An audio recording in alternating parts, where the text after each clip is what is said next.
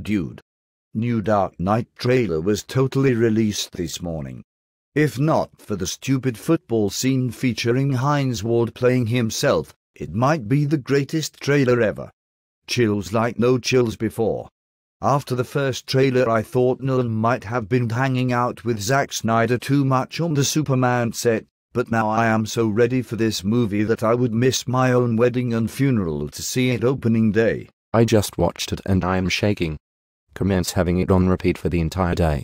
At one point I think I almost started to cry because I found myself comparing my life to Bruce Wayne's even though he is super rich and super brave, which I am none of. The trailer is so beautiful, elegant and spare at the beginning that I thought I was watching an Alexander Calder wide-figure ballet circus being performed in a starkly lit cloud symphony of Max Richter-like wonder. Apparently, Bane's anger stems from not being allowed in the Windsor on Thursday nights. He also can't breathe normally without wearing a big-looking spider thing over half of his face, and I'm afraid that they won't get his voice right before July because in the first preview no one could understand him. But in this one it sounds as though they dubbed over his voice with some old British actor who used to do lots of Shakespeare plays before ever stepping in front of a film camera. Think Sir Laurence Olivier. Also looks like Bruce Wayne gets thrown into Hades and then has to literally climb out. Joseph Gordon-Levitt is so Ledger. To think that once upon a time they both starred as character-playing friends in pursuit of two sisters in a high school rom-com based on a Shakespeare play with a bad no doubt soundtrack and late 90s stylings. Oh totally bro, to see them exist for all eternity in two of the three Nolan Batman films is a complete success for the entire universe. In my opinion. Great line about the Calder Wire Sky Ballet. I suddenly wanted to become a skydiver like Johnny Utah, except this time I get to break wings off of planes right in the middle of a cloud, and then I would land in the middle of 1920s Paris and live out a midnight time travel fantasy except as Keanu Reeves. Right.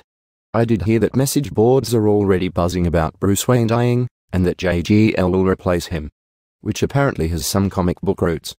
Our dread Pirate Roberts. I don't read comic books. Neither do I. The best part would be that if they continue the series, the Joker isn't dead. Robert Downey Joker anyone? Mr. Nolan? Or maybe Ryan Gosling as King Tut? Is that the same King Tut who traveled along the Appalachian Trail with me during my Match.com biography, or the one from the Adam West Batmans I used to watch as a child? Both. Of course. But who will take over after Nolan's final third act? I nominate Darren Aronofsky.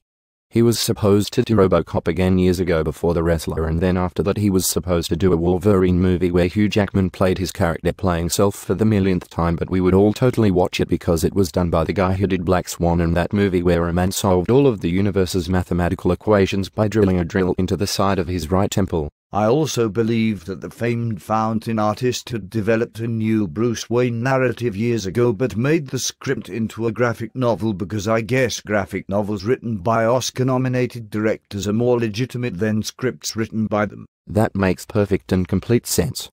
Hollywood always uses talent so well. Speaking of talent, I was completely worried about Anne Hathaway playing Catwoman in a Nolan Batman world even though she seems to be a good actress. But I just realized something this second. People are probably going to compare Ledger's Joker with Hardy's Bane, but I'm beginning to think that Catwoman might become the new Joker in very subtle ways. Think about it, she's adaptable and sexy but without face scars. Joker made the mistake of being hypersane, and that hypersanity created complete destruction. Catwoman will go with whatever tide is strongest and preserve her dignity and survival through the most applicable means. She probably got hurt in the past, but survival is her calling card, and I think the Joker shared her anarchical view of the world, but he was more psychopath than her sociopath, and sometimes a sociopath with a shred of morality is saner than a psychopath who reminds us that nothing means anything. Because things do mean things, and we have faith in them because we are all afraid of death, and I believe the fear and non-fear of life and the fear and non-fear of death might be the most hypersanity ever to exist in a human being. She also looks and sounds like the hottest woman ever. I believe she is channeling Helen Bonham Carter's smoky seductiveness from Fight Club with a combination of Ingrid Bergman's film noir stylings. and Beauty from Casablanca. I consider these all good things. Batman's flying. Black Horseshoe Crab Car is not too bad either. I'm glad you agree with me, but here is an interesting thought that caters to my aforementioned theory as well.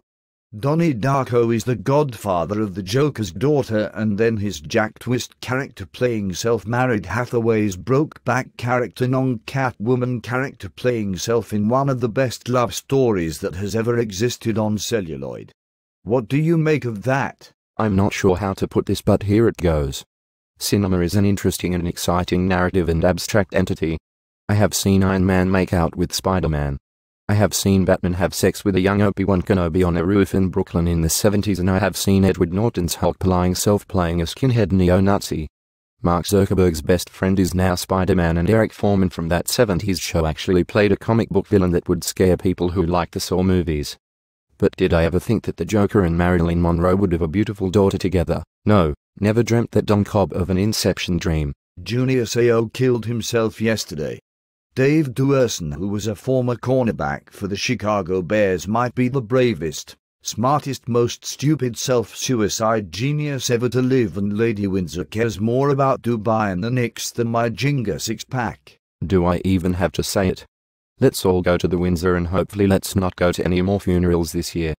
But it is a Batman year, so you never know. I do know one thing. Elliott Smith is braver than Batman and all NFL football players put together, and after he traveled to Hades, the autopsy revealed that all the blood in his body had been replaced by vanilla ice cream.